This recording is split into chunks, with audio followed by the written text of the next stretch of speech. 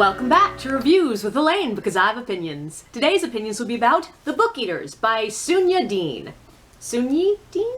Sunyi Dean? The Book Eaters is a story of a woman named Devon. She is a member of an insular, hidden community, species really, that shares our world with us. She is a book eater, a creature who looks human, but who subsists not on fruit, vegetables, and meat, but on books. Book eater families live in these isolated manors run by patriarchs, and book eater women are exceedingly rare. Rare enough that they must be contained, controlled, and their futures carefully mapped out just to maintain the species. The girls are raised as princesses, with no goal in life except to enter into arranged marriages for the sole purpose of producing children. Once the child is 2 years old, the woman is sent back to her family. The kid taken away from her, kept with the new family, and they never see each other again. Devon went through this process once already, having her daughter ripped away from her against her will, and she's determined not to let go of her son, even though her son is nothing as innocuous as a book eater. He is one of the rare members of their species who does not eat books. He is a mind eater, and to keep him alive, Devon will have to sacrifice a lot of people and any possibility of being a good person. So, do you ever read one of those books that you know it's good? Like, as you're reading it, you can feel how good it is, you know it's written well, it's telling an interesting story, it's got interesting, writing and interesting themes, and you just don't enjoy it. That's how I feel about this book. I had to force myself to keep reading, often reminding myself of all the good things about it, like telling myself, oh, this is a really important book, I can feel that it's good, it's heavy, but it's good, keep reading. And I even took basically a week-long break reading it. And yeah, partially that was because it was Thanksgiving, and I had a friend in town, and we were spending a lot of time hanging out, but objectively, there was plenty of time for me to pick up this book. Often I'd be sitting there with the book in my hand and just would not open it and would not read it, because I just didn't want to. It did not feel like the right mood, ever. So it took me almost 3 weeks to read what is in fact a very short book. And I'm still a little bit ambivalent about it. So possibly the largest theme in this book is that love can turn you into a monster. Love is shown as something that we have no control over, and something that is a weight we carry. Almost like a disease. It is something to be suffered through. And I don't like that theme. I understand where the book is coming from. Love can be violent, it can be overly protective and cruel. We can't always choose who we love, and sometimes that ends up hurting us, and sometimes it makes us make choices that hurt others. And this book does a masterful job of putting Devon in a position that she must choose between sacrificing her son and becoming something of a monster. And it is painted in a way that you do come to sympathize with her and to think that she is doing her best in a very difficult situation. But I'm just not sure I agree with any of that. I don't think that love can turn you into a monster. Possessiveness can, entitlement can, jealousy certainly can. But if you have to kill dozens of people to keep your son alive, I'm pretty sure that that act of murder does not magically become an act of love. And, I mean, I am very fond of some books where the protagonist is a bit of a monster.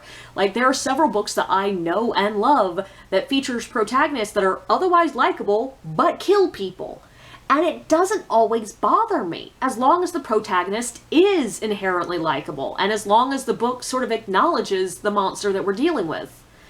And there was just something about the repeated insistence that Devon was doing all this for love that made it odious to me. It made me really not like Devon. I liked her son, Kai, a lot better because he was just more honest about how monstrous he is. The other main theme in this book is fairy tales, which I do find a bit ironic considering I just picked this book up 2 days after I finished Fairy Tale by Stephen King. But while both of them do heavily and seriously focus on examinations of fairy tales, I think this one does a much more thoughtful and serious job of examining how fairy tales affect our culture and society. And I will admit that part of the reason I found this one more interesting is just because this was a feminist examination of fairy tales, which is just going to have a greater draw for me than a general surface level look at Jungian archetypes in fairy tales. And yeah, that's partially because it affects me more, but also just because I feel like Jungian archetypes have been examined in fairy tales as long as Jungian archetypes had been a thing. Like, that's not treading new water. And yeah, there have been a lot of feminist examinations of fairy tales as well, but I feel like there's still more to be delved there, and this book was examining some interesting new things. This book very much is about how fairy tales, and specifically stories of princesses, are used to direct and control women's ideas and dreams for their own futures. Devon is literally raised on fairy tales. They are the majority of her diet for the majority of her life.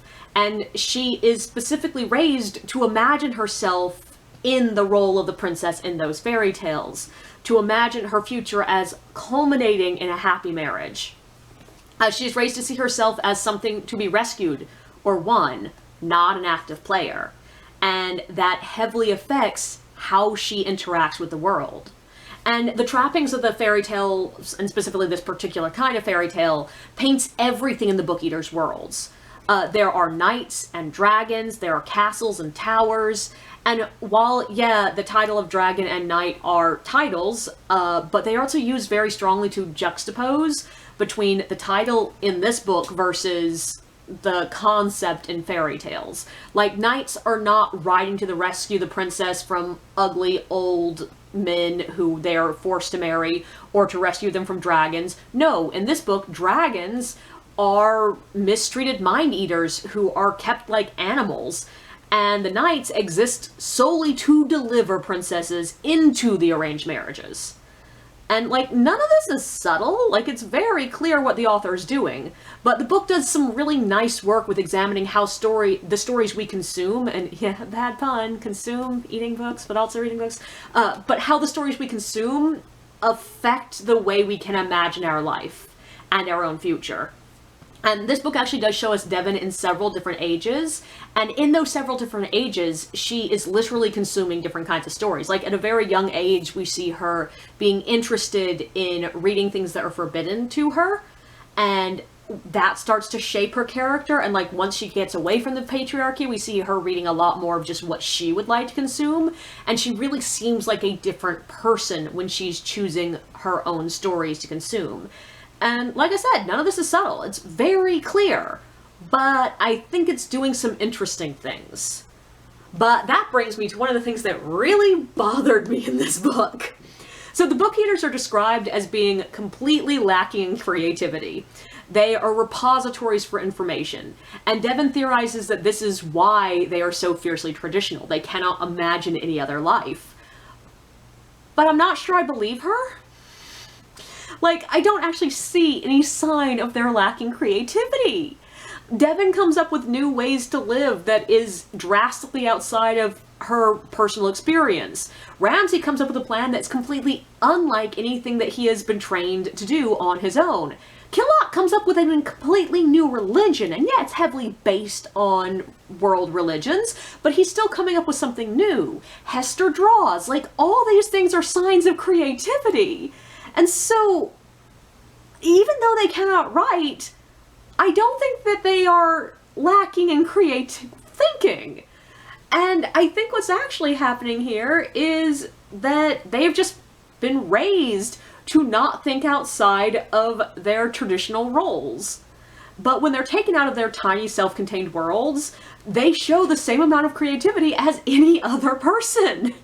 And that's, like, not necessarily a flaw in the book. Like, this book is from Devon's POV, and whenever you have a character who is a POV character, you sort of have to acknowledge that they may not know everything about the world, and in fact often don't, and sometimes they are wrong, sometimes they are misleading you, there is, you know, unreliable narrators, but even though characters can just plain be wrong, it's not presented that way in this book. It's not presented as Devon realizing somewhere through the book that they are wrong to have always thought that the Book Eaters lack creativity.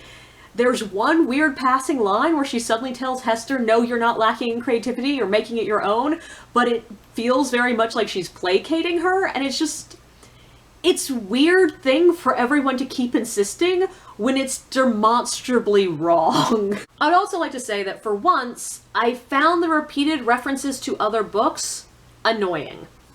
So there are quotes in front of most of the chapters, most of which are taken from books that really do exist, and also, being a book about people who eat books, of course there are references in the text where they talk about or think about or reference other books. But the problem is most of these are books I've never read. Many of them were books I had never even heard of. And the author does take the time to give us the synopsis of one of them, but many of them are treated like, of course you know the story of Princess Furball, and of course you know the work of George MacDonald Fraser. And many of these moments are clearly thematically important when these books are brought up, and the fact that I did not know them left me feeling like I was seriously missing something, because I just have a different library in my mind than the author. And I mean, I know I have not read all the books that are part of the traditional canon. There are a lot of classics that I managed to skip while studying literature. I don't tend to read a lot of the most popular new releases, and in fact sometimes I steer away from more popular new releases because they don't sound good to me. And also, frankly, I am primarily a genre reader, which means that there are a buttload of books out there that a lot of people have read that I haven't. But I feel like you sort of can't treat a book as a part of the shared cultural zeitgeist unless they are as popular as, like, Shakespeare, Austen, or Dan Brown. Like, this needs to be something that even if you have not read it, you know the story. And the books that are referenced in here, I don't feel like they have that level of popularity. And this might be a cultural difference because Sunyi Dean is, like, from Hong Kong, I think it says? She was born in the States, raised in Hong Kong, and now lives in Yorkshire. So, you know, Hong Kong and England read different things than the US read. So that might have just been part of the problem, but it made it a barrier for my entry into the book. But ultimately, I think my biggest problem here is a very simple one. I did not like Devon. I found her angry, callous, and bitter, and yeah, she has every right to be. She has a crap life. But she has this casual disregard for human life that I found really off-putting. She was perpetually aware of her own lack of agency in life, which was, again, fair, but it's depressing to read. Devon was exactly the type of person that her life would produce. She is accurate to the story she exists in, but I just didn't enjoy spending time with her. And it doesn't help that her driving force throughout the majority of the book is motherhood and her desperate love for her children, which is something that is a driving force for a lot of women in the world, but it's not a driving force for me. And specifically having grown up in a society that culture and people are constantly telling me motherhood is supposed to be my driving force, that I'm supposed to care more about having kids and taking care of them than anything else in the world, it gives me an immediate bad taste in my mouth when I see it in a book, which I know, it's a me thing, it's not a book thing. But to make it worse, this is a narrative about Devon being uninterested in being a mother and being sort of forced into it. And then when she's holding the baby, suddenly her life revolves around the kid and her heart is completely enraptured with this child. And just after a lifetime of people telling me that, oh, all I need to change my mind is to find the right man, to be in the right situation, to have the kid, and suddenly I'll want to be a mother, I found it annoying. But I do think that this book is masterfully written. It's got a simple, clear voice that is exactly what a book like this needs. Even if I had not disliked it, it still would have taken me a while to read because it is such heavy material. So having a really simple, clear, unpurple writing style makes it really easy to follow along and to experience the emotions. And I really appreciated the LGBTQI representation, especially the super rare asexual representation. This book has some very important things to say and some really interesting ideas. The idea of book eaters was really fucking cool to me. And that's the main reason I picked up this book. That was sort of all I knew about it when I picked it up. And it was an idea that I sort of wish we'd spent a little bit more time exploring the magic of, but ultimately, I just didn't enjoy what the book was doing with all its ideas. This is a fierce book, and an aggressive one. It's a book with teeth, but it's also a book that lacks warmth. Devon's love is a driving force in the book, but it's not a cuddly, sweet, warm, or comforting love. And I think it's a book that it's not wrong to have its dark, heavy tone. It's just a darkness that I don't want to inhabit for 400 pages. But that's just my opinion.